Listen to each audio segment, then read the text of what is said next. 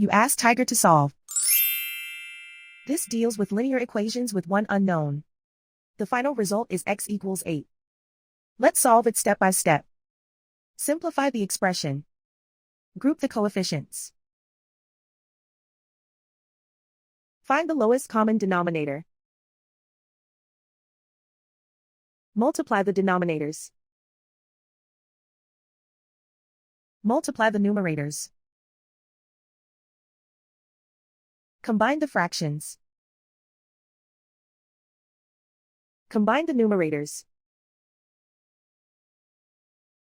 Isolate the x. Multiply both sides by inverse fraction 4/1. Group like terms. Multiply the coefficients.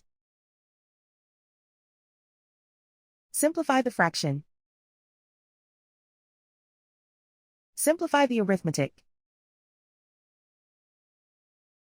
And so the final result is x equals 8.